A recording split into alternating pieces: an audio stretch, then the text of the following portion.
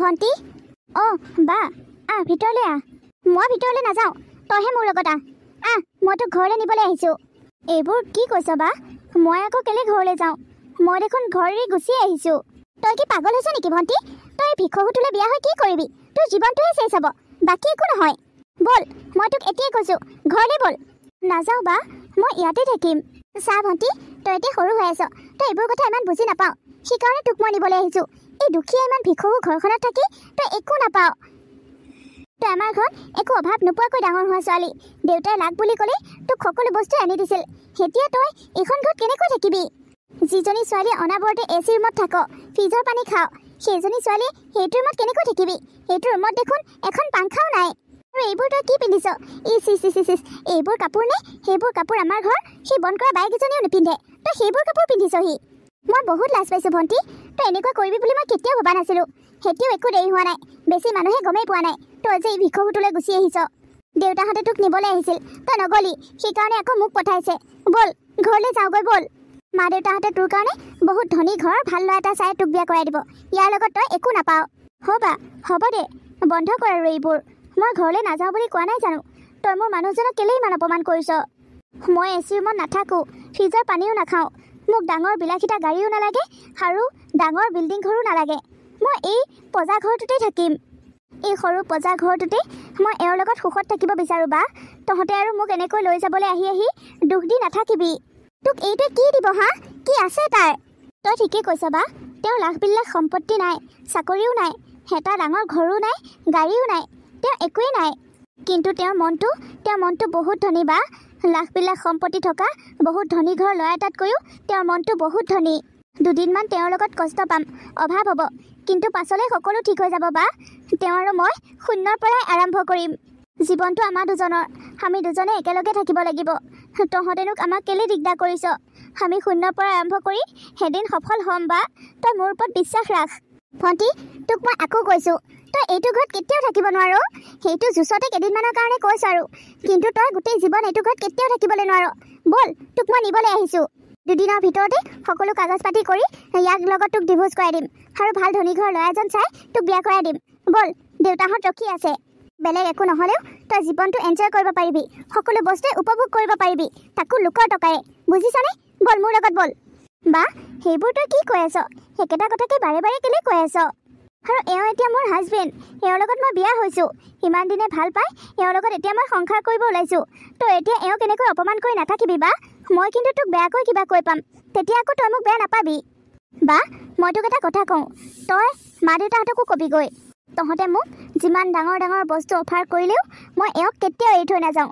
মই এওঁক এৰি ক'লৈকো নাযাওঁ, এওঁৰ লগতেই থাকিম, এওঁৰ লগতেই মৰিম, বুজিছ? তই এতিয়া যা কৈ যা। কেইটামান পইচাৰ কাৰণে, কেইটামান ধন সম্পত্তিৰ কাৰণে মই মোৰ ভালপোৱাজনক এৰি দিম নেকি? এইটো কেতিয়াও হ'ব নোৱাৰে। এনেও মই জীৱন সংগী হিচাপে মোক ভালপোৱা মানুহ এজনহে বিচাৰিছিলোঁ, ধন সম্পত্তি ভালপোৱা মানুহ বিচৰা নাছিলোঁ বা। এওঁ মোক বহুত মৰম কৰে, বহুত সন্মান দিয়ে। মই এই সন্মান, এই মৰম কেতিয়াও হেৰুৱাব নিবিচাৰোঁ। আৰু এই সৰু ঘৰটো যে, এই সৰু ঘৰটো মোৰ কাৰণে এওঁৰ লগত থাকিলে ৰজাৰ মেহেলৰ দৰে লাগে। মই এওঁৰ লগত ইয়াতে থাকিম, মোক আৰু তহঁতে নিবলৈ আহিব নালাগে। আৰু এটা কথা কওঁ বা, কেতিয়াবা যদি তোৰ মোলৈ মনত পৰে, মোক চাবলৈ মন যায়, লগ পাবলৈ মন যায়, তেনেহ'লে তই মোৰ ঘৰলৈ একেবাৰে খোলা মনে আহিবি। আমি আলহীৰ কাৰণে সদায় দুৱাৰ খুলি ৰাখিম। আৰু আলহীক শুশ্ৰূষা কৰিও আমি বহুত ভাল পাওঁ। কিন্তু মোৰ মানুহজনক অপমান কৰিম বুলি আৰু মোক লৈ যাম বুলি তেনেকৈ ভবাকৈ তই আৰু এইখন ঘৰলৈ কেতিয়াও নাহিবি। মোৰ তোক ক'ব লগাখিনি শেষ, তই এতিয়া যাব পাৰ। মইতো এনেও যামগৈ, তোৰ ঘৰত মই থাকিবলৈ অহা নাই, বহিবলৈ অহা নাই, খাবলৈ অহা নাই, বুজিছ? তই যেতিয়া আৰু মই নিবলৈ অহাৰ পাছতো মোৰ লগত নাযাওঁ বুলি ক'লি, মোক অপমান কৰিলি, তই এই ভিক্ষাৰীটোৰ লগতে থকা সিদ্ধান্ত ল'লি যেতিয়া আৰু তোৰ আমাৰ লগত কোনো ধৰণৰ সম্বন্ধ নাই।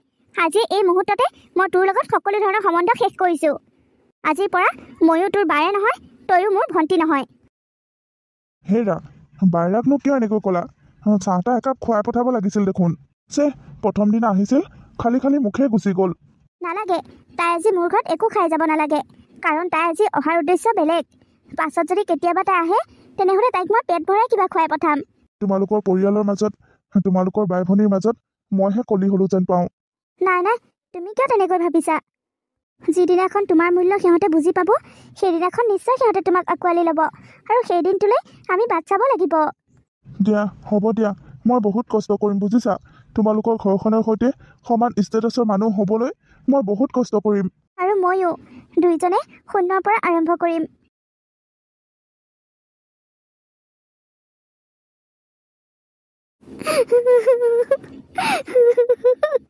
বা কি হ'ল তই এনেকৈ কান্দি কুটি আহিছ যে?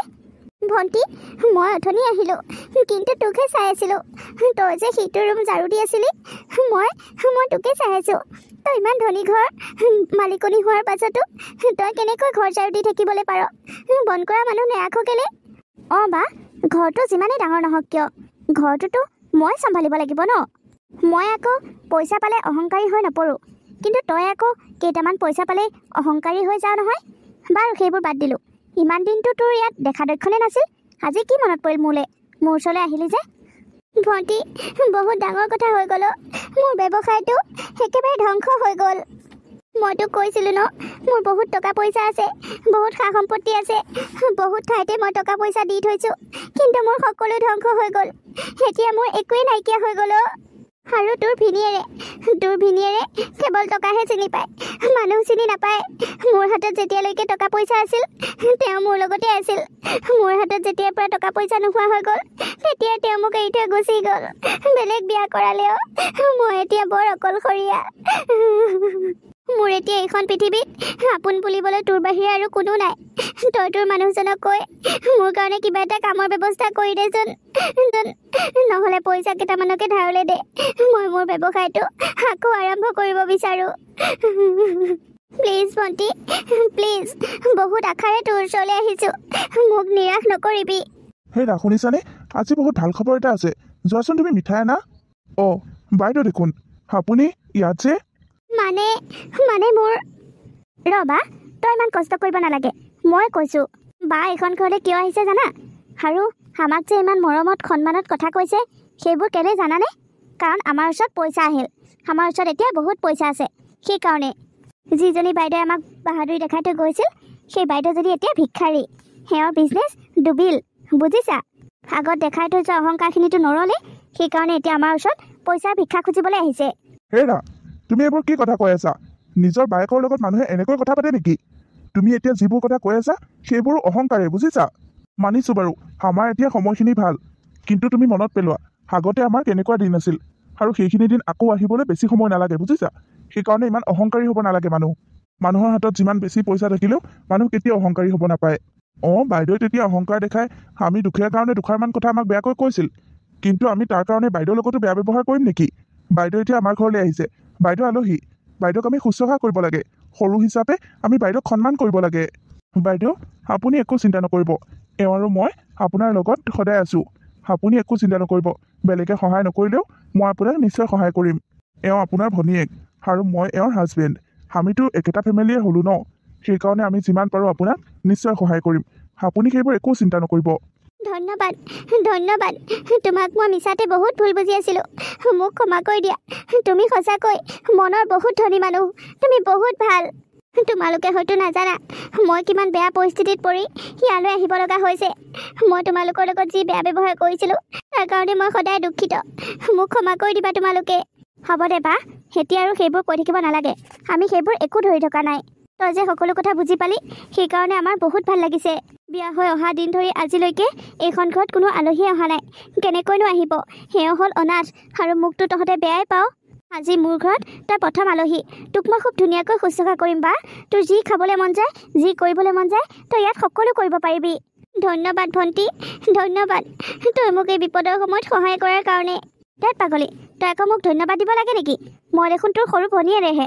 আগতে কিমান কাজিয়া কৰিলোঁ, তোৰ বস্তু কিমান ইউজ কৰিলোঁ, সেইবোৰলৈ চালেতো মইহে তোক ক্ষমা খুজিব লাগিব। একো নাই দে, সেইবোৰ আৰু। হে ৰাজুৱা, বাৰ কাৰণে কিবা খাবলৈ ব্যৱস্থা কৰা। ময়ো বজাৰৰ পৰা আহোঁগৈ। বাক প্ৰথমতে ৰেষ্ট ল'বলৈ দিয়া, ফ্ৰেছ হ'বলৈ দিয়া। অঁ হ'ব দিয়া। বা ভিতৰলৈ আহ। ব'ল ভণ্টি।